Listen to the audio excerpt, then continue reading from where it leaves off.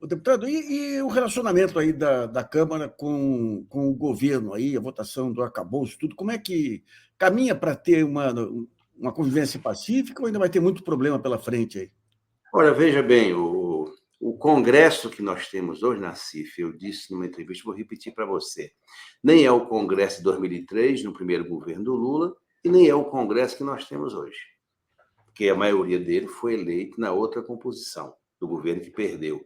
Nós ganhamos nas urnas, mas não ganhamos maioria no Congresso. E para governar, nós precisamos, porque essa é a regra, o Brasil hoje, o funcionamento é o presidencialismo de coalizão, que tem que estabelecer a relação com o Congresso. A relação com o Congresso, ela se dá de duas maneiras, né? A discussão dos projetos que parte dos que estão aqui tem identidade com o programa de reconstrução do Brasil, e outra parte que tem que ser negociado projeto a projeto. Até agora, nós tivemos, com exceção desse percalço que teve no tal decreto do saneamento, que eu mesmo considero que esse decreto não deveria ter sido feito, portanto, foi uma espécie de uma coisa mal encaminhada, sem discussão aqui conosco no parlamento, teve essa derrota, mas nas demais matérias nós aprovamos todas. É bom lembrar que a PEC da transição, o governo só está funcionando hoje por conta dessa PEC da transição, porque estava tudo zerado. A gastança, a farra fiscal que o governo anterior fez foi do tamanho do oceano. Tudo foi quebrado, as empresas, os bancos, e deixaram o país numa situação fiscal deplorável. Foi preciso a PEC da transição, que deu ao governo, ao nosso governo, e essa articulação que garantiu a aprovação da PEC foi nossa, do ministro Haddad, naquele momento que sequer o Lula havia tomado posse ainda. Essa PEC deu essa robustez dos programas que o Lula está lançado. É um rol de programas já lançados, investimentos já foram anunciados, que já está tendo impacto na economia. Tanto é que os dados do PIB já estão bastante diferentes daquilo que era projetado pelo próprio mercado. Vieram as medidas provisórias que nós estamos discutindo e votando, e tem outro momento forte, que é a discussão do novo regime fiscal do país.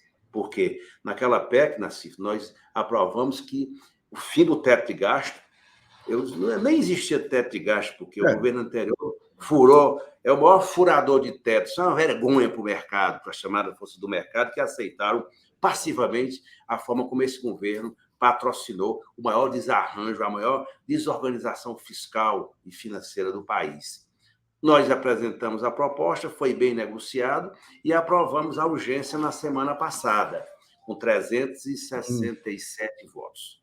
A ideia é nós votarmos na quarta, depois de amanhã. Nós estamos trabalhando, digamos que é o texto possível, Nassif, porque nem é o que a direita queria e nem é o que a esquerda queria, vamos colocar assim. É o meio, é o possível para a gente garantir estabilidade, credibilidade e, sobretudo, o ambiente propício e previsibilidade, né?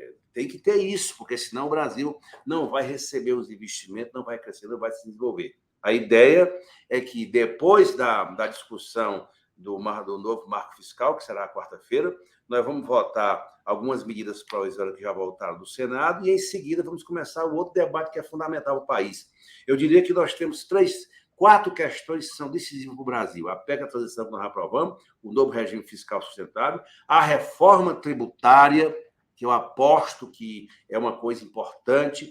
Depois nós vamos começar, no segundo semestre, além da reforma tributária, discutir a lei orçamentária anual e a lei, aliás, a LDO, a lei de diretriz orçamentária, e a LOA para 2024. Aí sim, é que você estabelece os parâmetros da nova política fiscal e da nova política econômica do país.